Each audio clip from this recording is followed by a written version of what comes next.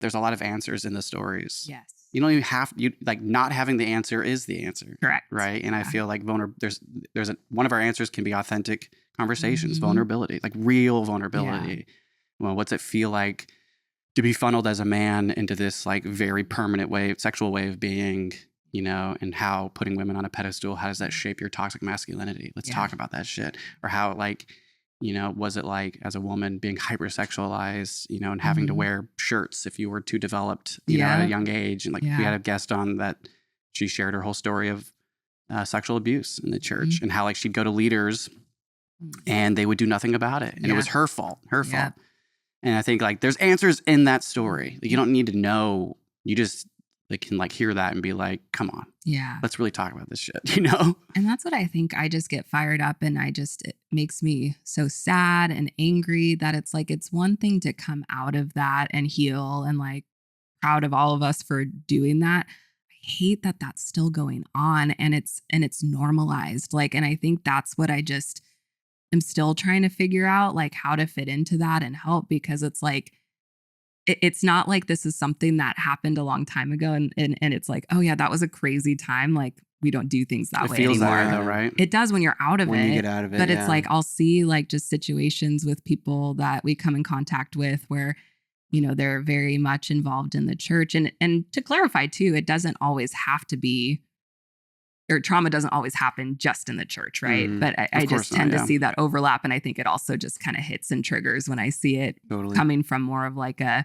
religious family, like the way that they talk to their kids or like what they do. It's just like, it's hard to watch trauma in the making and like know what to do. And it's like, it's not my place to say, don't do that, but it's like, it's so sad and hard and heavy. I feel that. It's really hard not to say things now. I find myself, I also don't really associate with Christians as much. Yeah. And my whole friend group is like so not Christian anymore. But anytime, you see it, hear about it, or around it, it's like, oh, I can't believe we're still doing this. Yes. I thought we've graduated. Yeah. But we haven't. Dylan and I talk about that a lot because like we're really lucky where we've been able to have, like we weren't integrated into church. Like we weren't like, we grew up really religious, but then after we got married, we kind of started separating, like we weren't integrated in a church. And so, and our family, we have enough distance with, or they're not believers, some of them. And so we've had that time to kind of like separate out. It's not like we lost a huge community making this choice, which is really nice. But like, in our area, we still have a lot of people who are religious or people we work with or whatever. And we'll say that too. Like, it's so interesting being on the other side of like hearing somebody talk and they almost like assume you believe the same thing or like that they're Christians too. And then it's weird being on the other side of like, oh yeah, before when I was in that religion more, I would have been like, oh yeah, I totally agree. And And then now being on the other side, it's like, whoa, that's so foreign. I forget people like believe that, it's like, oh, interesting. And so it's just weird